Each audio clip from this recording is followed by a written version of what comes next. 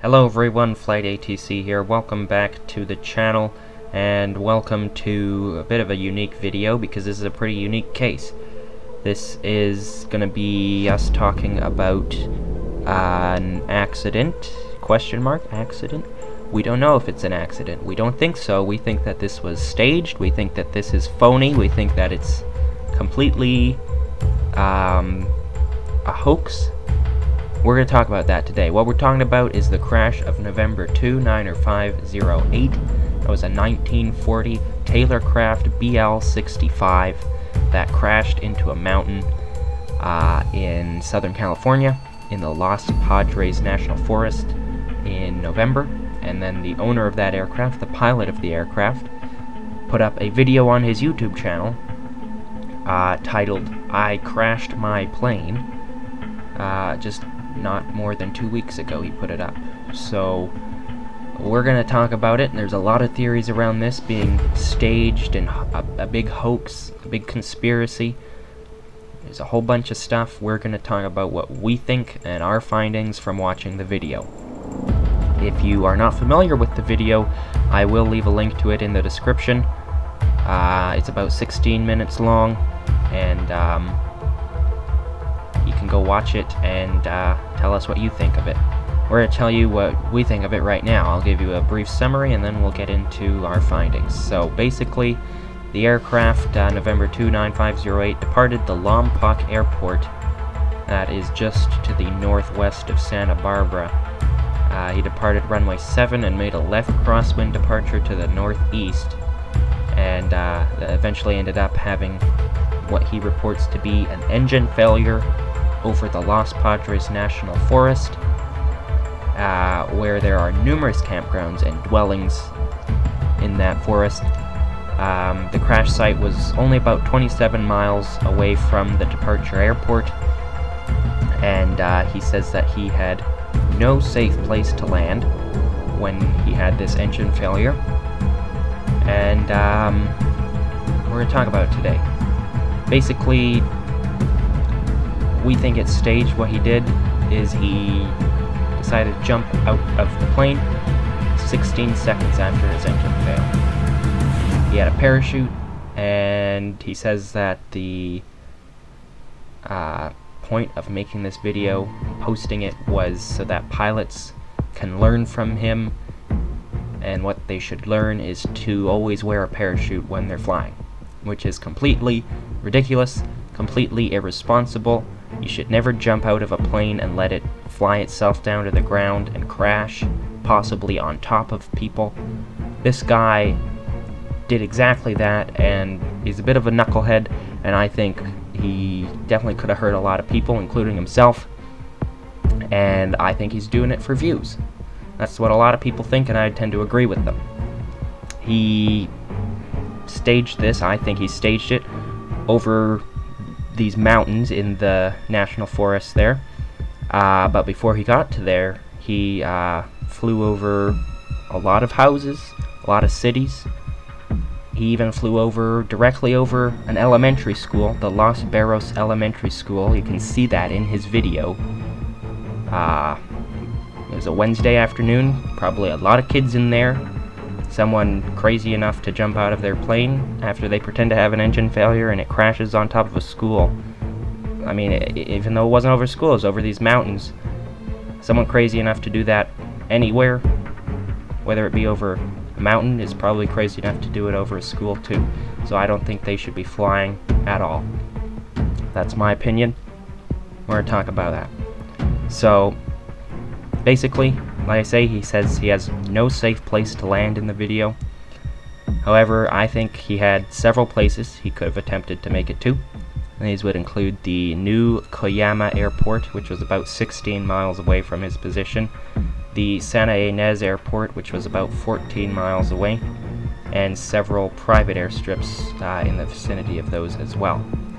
Now, of course, you don't even need to make it to an airport when you have an engine failure. When you have an engine failure, the goal is to land on any surface where everyone could walk away safely without dying, right?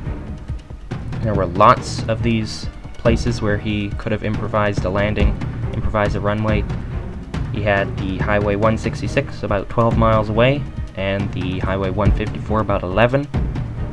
And he had ridges and valleys all around him. Like I say, it was in the mountains. He could have landed in a valley, could have landed in a river if he found one.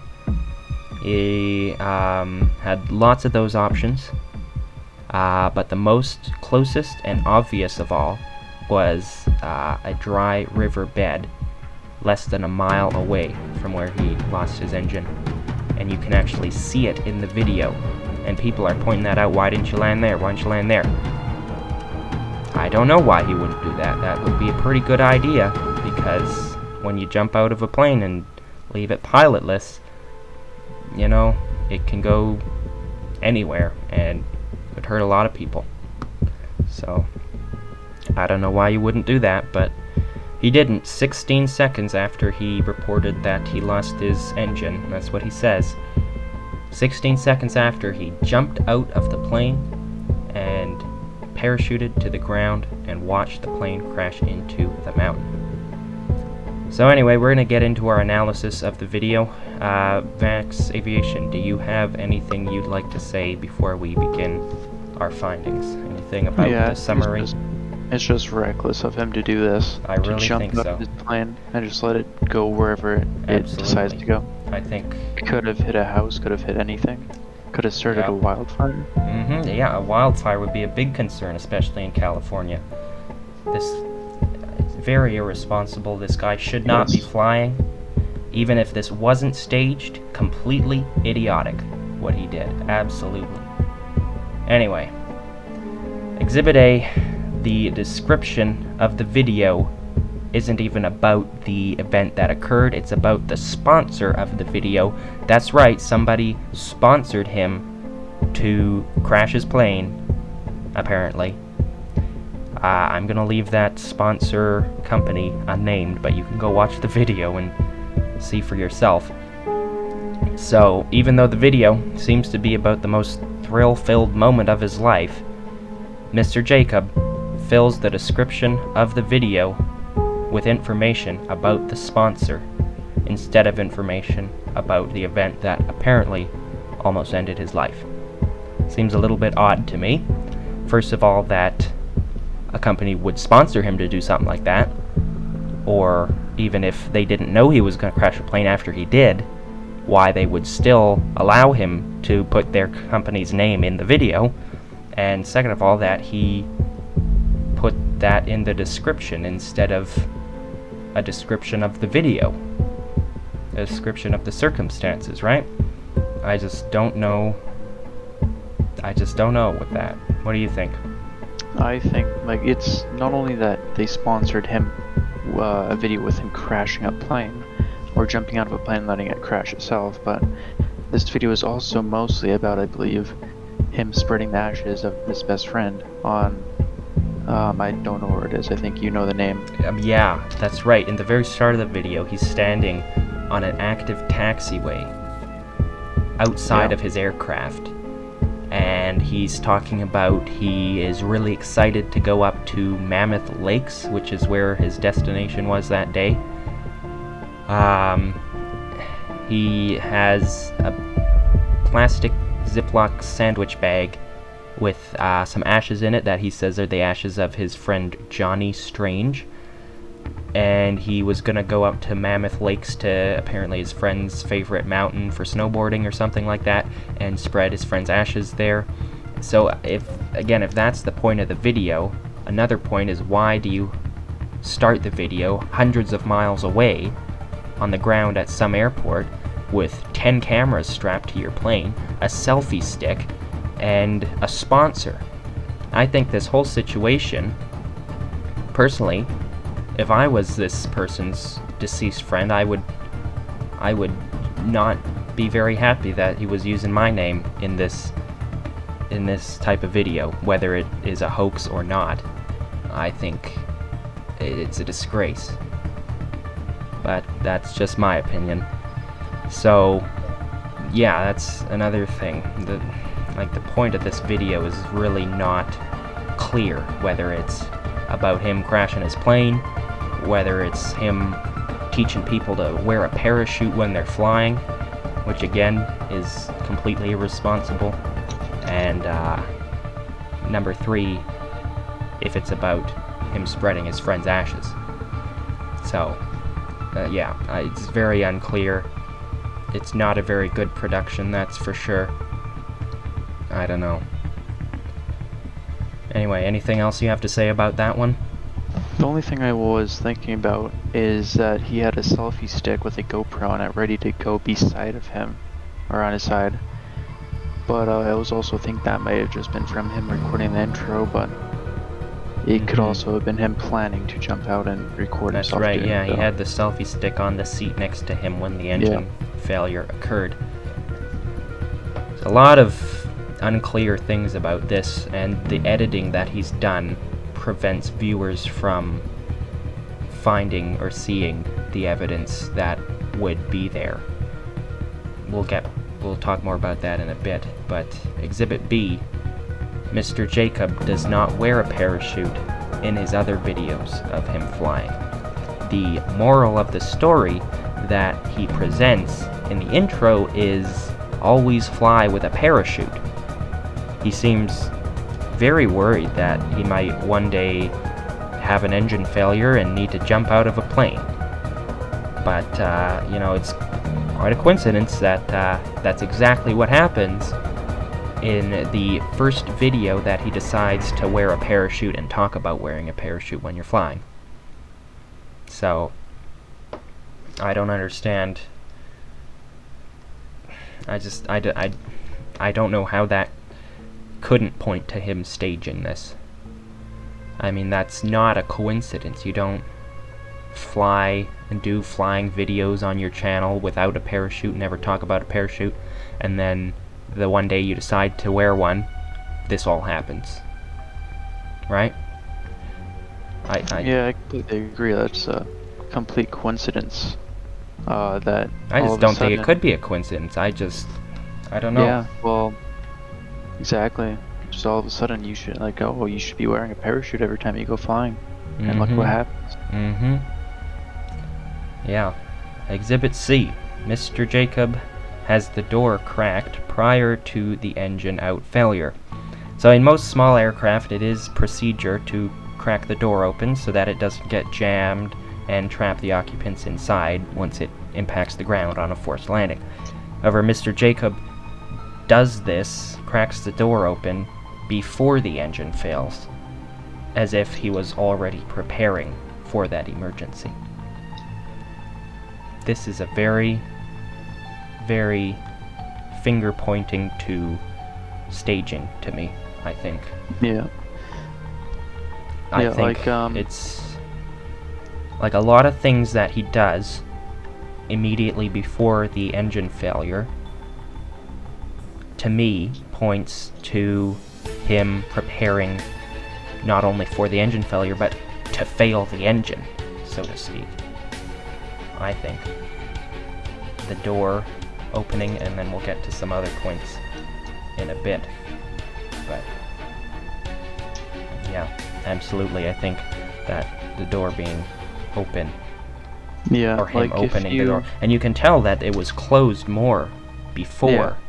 It's obvious that it was opened. Because like this plane isn't pressurized or anything, so it will like look like it's a little open. But if you go to the right before the engine starts cooling down, you can see it's definitely opened. Yeah. It is not locked before the engine fails. Yeah. Exhibit D. Mr. Jacob flies the plane at such an altitude that seems rather unreasonable for the aircraft type and the flight that he was executing, almost as if it were an altitude safe for skydiving. A lot of people have said this from what I've read, and it's one of the things that I immediately noticed the first time I watched the video. He was extremely high up for the aircraft type he was in. This is not an aircraft that is meant to go very high. It's not pressurized. It doesn't have supplementary oxygen. He didn't have any sort of breathing apparatus or mask or anything that he was wearing to be able to breathe. and he was definitely well above 10,000 feet. Let me tell you, like, these peaks that he was flying over top out at about maybe 65 or 6,800 feet, I believe. And he was flying well over top of that, probably at about, I'd say, at least 12,000 feet at least. And at that altitude, you should have oxygen, and you should have, you know, things so that you don't get hypoxia, you don't, you know, all these different things. And he didn't seem to have oxygen, and he definitely was not at an altitude that was reasonable for the flight he was doing, you know? So... yeah, it's definitely way too high for the flight he was doing. Obviously you don't want to be like too close, but you definitely don't want to be that high up. That's right. Like, it's no reasoning. Except to jump out. Exactly. I'd say that, yeah, this is not a 737, it's not an airliner that is meant to go way up high. You could say that he did that so he can glide farther to a suitable landing strip, but obviously he did not consider that at all. Yeah. No, he jumped out 16 seconds after the engine failed. I think he would have been able to glide this thing for 15 minutes, probably more than that. I don't know why he would jump out of the plane. It doesn't make any sense at all. With the altitude that he gave himself, for whatever reason he gave himself that altitude, even if he was lower, he could have glided it to a safe landing spot. Like I say, there were valleys and ridges all around him, right? So, yeah. I don't know why he would just jump out. If that's not staged, it's very, very bad decision making. And I'm just looking at the FAA page here on Google. I believe it says that you have to have oxygen anywhere above 14,000 feet. Mm-hmm. So we don't know how high he actually was, but it definitely looks like he was around that altitude. Mm-hmm. I'd say at least 12,000, and above 10,000 you probably want it. And you're saying it's required above 14,000. Yeah, from what I'm reading here. Mm-hmm. Alright, well, yeah, this altitude thing I just don't understand at all. But, yeah, other than to jump out of a plane, I don't know why you'd fly that high in that kind of aircraft. Exhibit E. Mr. Jacob scans the area below him immediately prior to the engine failure, almost as if to decide where to jump after he turns the plane off. This one I think is... This one I saw the first time I watched the video, and I thought, what are you doing? You're not looking where you're going, you're looking straight down, like he almost sat up in his seat to be able to see over the door, and he was looking out the plane. Almost, like, to me, it's like, well, there's a good place I could land on my parachute, I'm gonna jump out right here. And that's another thing, like with the door, that when you open it after you lose your engine to do a forced landing. Obviously, one of the biggest things to do when you lose your engine is to scan for a suitable landing spot. And that's almost, like, it was almost as if that's what he was doing before the engine failed. Except I think he was doing it to find a place to land his parachute, not his plane. That's what I think. What do you think about that one? I think it's also a very obvious point that he was looking down at the ground. I guess you could say he was admiring the scenery, but usually you look off into the distance, not directly under you. Had a bunch of bushes and especially mountains. When you're that high up too. Yeah. And it's harder to navigate when you're that high too. Like when you're lower, well, closer to the when you're lower to the mountains, it's easier to follow above the valleys or the ridges or whatever, or find each peak. But it's just so unusual. All his behavior before and during the whole video is just so unusual for flying a plane, Yeah. Alright, Exhibit F. The editing of the video clips does not allow the viewers to see the instrument panel or the throttle controls at the time of the engine failure. Instead, the view switches to the external views of the aircraft. This is a big point to me, because in that plane, like I say, he's strapped like 10 cameras to his plane, plus his selfie stick, and when the engine fails, he decides to edit to go to the outside, where you can't see what he's doing to the controls of the airplane. And he had several cameras pointing right to that information. That would be very, very important to people watching the video to understand what's happening. So I think he did that so you couldn't see him turning off the engine or cutting the fuel out, whatever it was he did. I think that's why. What I'd like to see is the complete uncut footage from every single camera on that plane that survived the impact. That's what I'd like to see.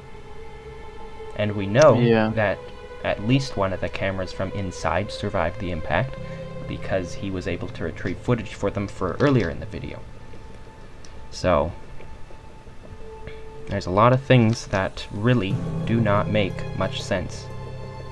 But yeah, what do you think about that one?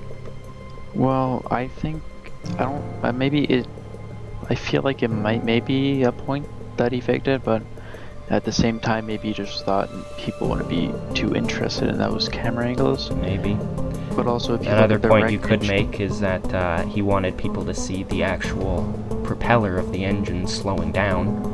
But what I would think would be more, you know, more interesting or more informational is the indicators in the cockpit about how fast the engine is spinning.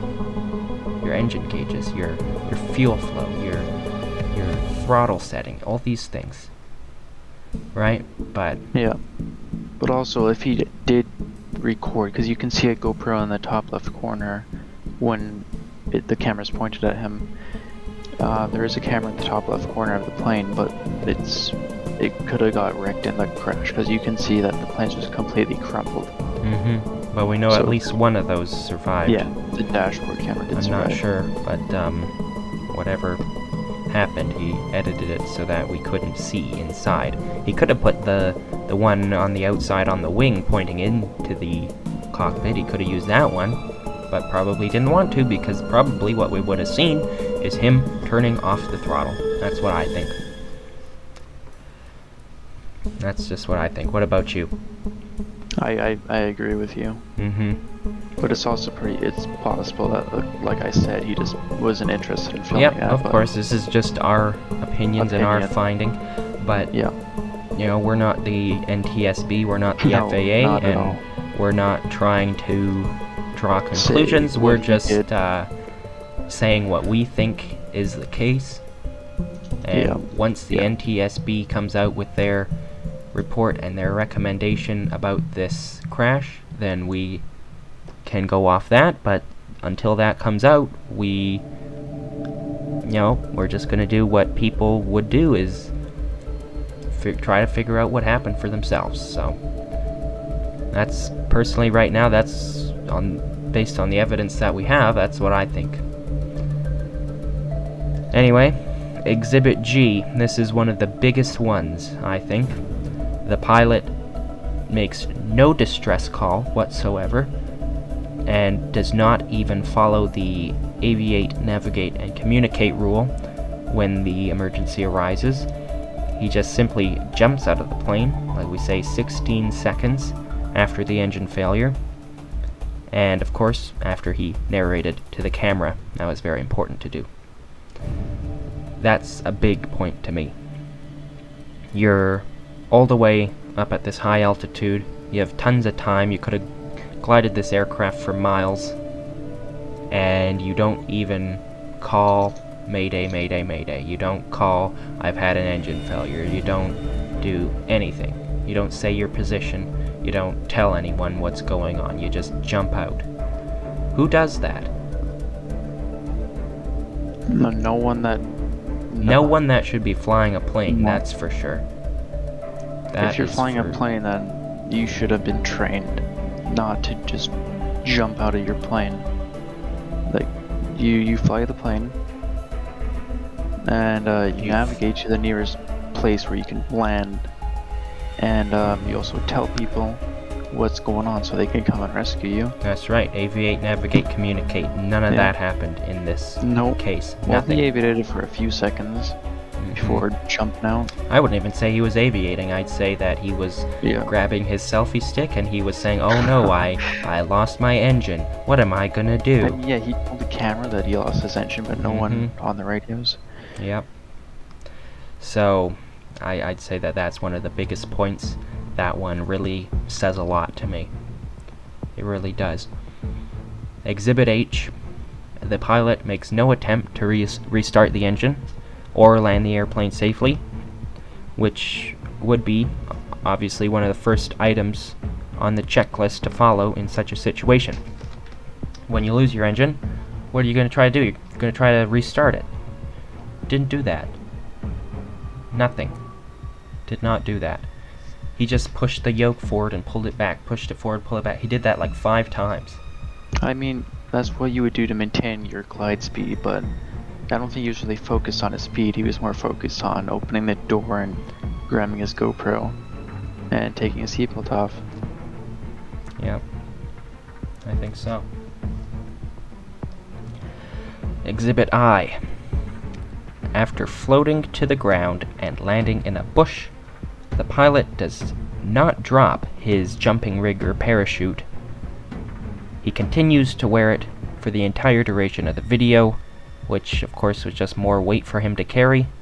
I don't understand why he would do that. As far as I know, he didn't have any survival gear in his pack. I don't think it would fit with a parachute in there. I don't know why he continued to carry that around. Just an interesting point to me. I don't know. Just a little weird. I've never gone skydiving, I've never done any of that stuff, but I don't understand why you'd carry it around for however many hours he was out there. What do you think about that? Yeah, I agree. I've never obviously parachuted or anything like that, but you can imagine that those parachutes are pretty heavy, and there's no point in carrying it. It's useless to you, and it takes 2 seconds to just drop it off your back onto the ground and leave it behind. He was complaining the whole video about how hot it was. Yeah. How, he was so tired, couldn't walk. I don't know. Just seems pretty obvious to drop it, but nope. Anyway, Exhibit J. After finding the wreckage of the airplane, the pilot does not stay there at the scene where rescuers could have found him easily by seeing the plane from a helicopter. For the flight he was on, he would have been required to file a flight plan or make an itinerary, which would ensure rescuers would be on their way if he did not make it to his destination.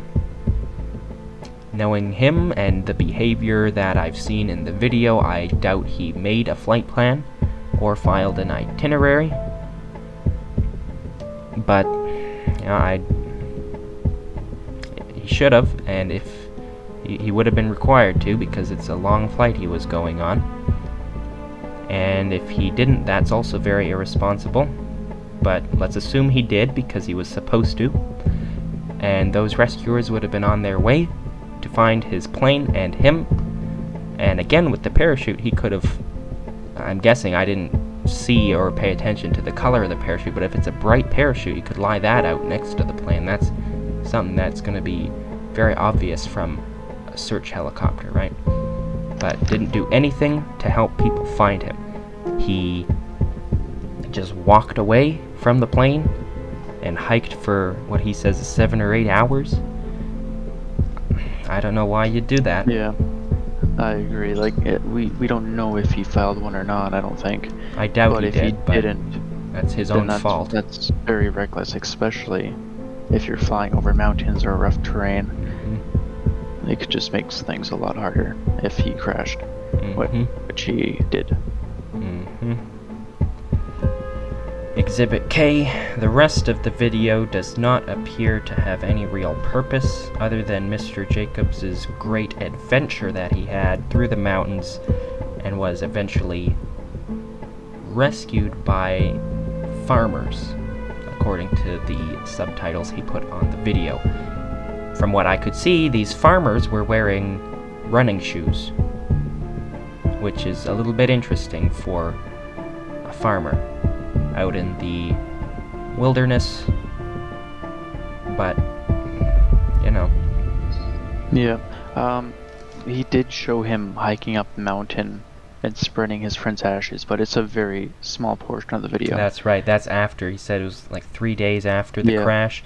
He did proceed to Mammoth Lakes and do the original purpose of the video to spread the ashes of his friend. And that was only, like you said, a few, not like even a few minutes of the video. Like I would have made that a completely different video after this one. That's kind of disrespecting your friend in kind of a way. I'd say it is. Yeah. So, very interesting case. That's so far what we've gathered from watching the video several times. I don't like this Trevor Jacobs guy. I think he's completely reckless. He put a lot of people in danger that day, including himself, anyone who was on the ground below him, and anyone's house who could have burned down from a wildfire that he could have caused so easily with that plane. So, I don't know what's going to become of this guy. I don't know what the NTSB is going to find, but I hope that our video kind of helped you shape your opinion of this crash. I hope you go watch it and find your own points to make to yourself. Let me know in the comments what you think about this guy. Let us know what you think about our points, and let me know about any points you find after watching the video. I'll leave a link to the video in the description. Trevor Jacobs turned off the comments on that video. I wonder why. Anyway, I'll leave a link to that video, and I'll leave a link to Vanix Aviation's channel as well. We might do a second part to this in the near future if more evidence, when more information becomes available. We'll see on the next one, I guess. I don't know what else to say about this guy other than he should not be flying a plane, and I really don't like what he did that day. I wouldn't want him flying above my house and jumping out, that's for sure. Other than that, I don't have anything else to say. What about you? I think you covered everything. Again, this is just our opinion. We're not saying this was what he wanted to do, this was his intention. That's right. This is just what we found. This is what we think so far on the information available. This is what we believe. We're not trying to say this is what he did, this is why he did it. None of that. We want you to form your own opinion about it with all the information that's available, and consult experts. Do whatever you need to do to make your opinion on this event that occurred. I'm not going to call it an accident because I don't think it is, but there you go. There's our analysis of the Trevor Jacob crash. Was it staged? Was it a hoax? Is he a terrible pilot? I think so. Let us know what you think. Contact departure. Good day.